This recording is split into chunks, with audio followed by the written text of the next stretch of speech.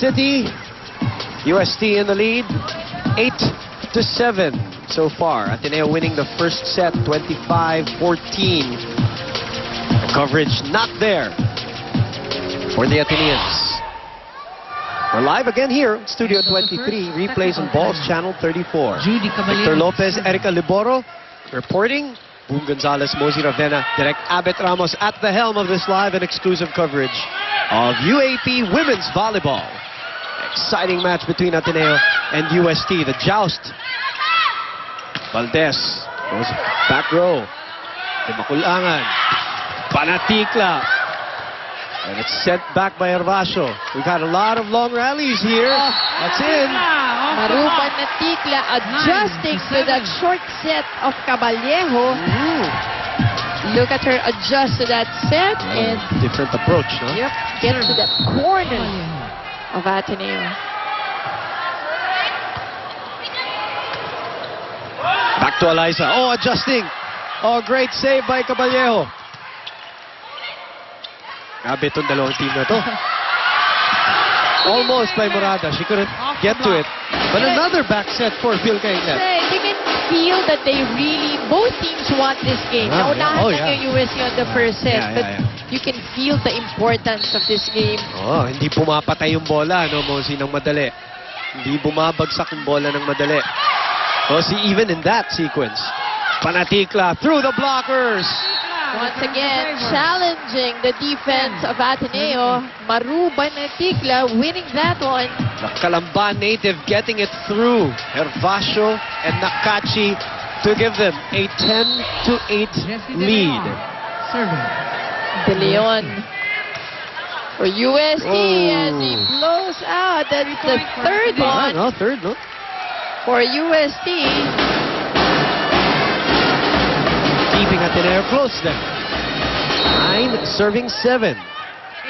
Batangueña. A. Nakachi. It's such a revelation so far in the last Panatikla nailing it. Yan ang tinatawag natin sa kalye na patong. Baon. Baon na baon. Nakapatong sa bola. Look at that. The flick of the wrist. Rechenho a bit late for the block. Great reception. Combination play. Delayed by the net though. Sagot ng UST. Ferrer goes up to Hervasio. Oh. Wild take by Panatikla. I think Morada could have taken that better. That's right. Morado, rather. Morada was in the best position to take that save.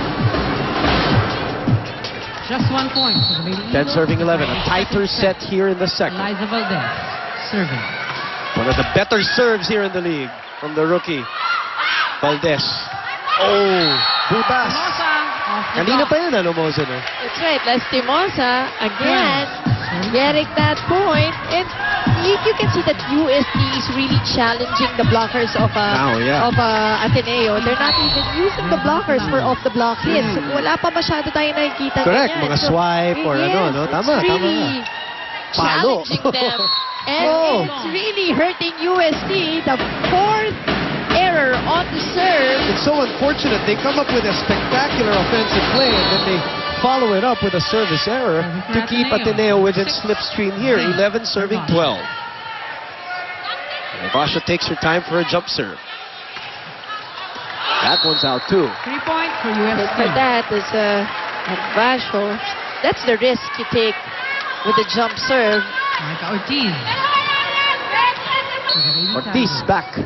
Serving. A product of Aritao High School. Fifth service error. That's our unofficial count. It might be even more, but... At least in the second set. Yeah, in the second set, yes. Could have been up by 5. You're right. A wasted opportunity which keeps Ateneo close. 12 serving 13. Back set. Ferrer. Cainglet. Going cross court. Caballero was there, but unable to keep the ball up.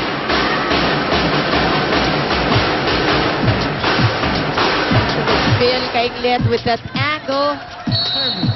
Taking that open hit.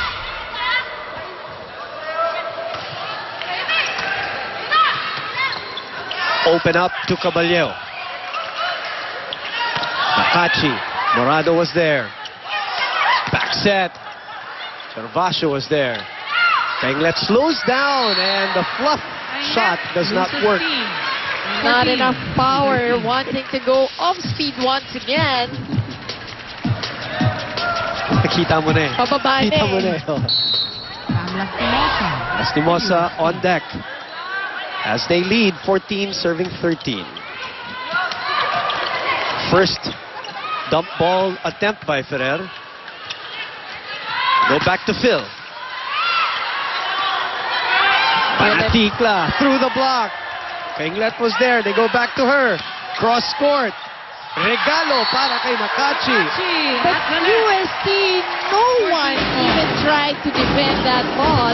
It was actually a gift already, but Walang nobody sumabol. even blocked or attempted to go for floor defense. Yung reflex. Real. Penglet. They were just waiting for that ball to drop. Bad reception. Free ball for Ateneo. They're tied, by the way. Ferrer again with that attempt. UST smart this time. Oh, that's a great kill Down the line. by Caballero. Down the line. That's Lady right, down the Tiger line, up mid-hit by from one. Caballero. Something that is really difficult to dig. Great angle. Judy Caballero. She serves now. For UST. San Antonio de Padua in Laguna. Caballero, 15 serving 14. Valdez puts a little extra in that. You saw it, yung wind-up niya, no, Mosey? Kinasa. No. She hasn't cramped lately the last couple of games, which is a good sign. Jem Ferrer. And then you can also see Coach Roger pacing her. Correct. Oh. She goes in and out. That goes Makulangan out. trying to do a Ferrer this time. That floats out. So they take over the lead. Talking about the ladies in blue, 16-15. Back in a moment.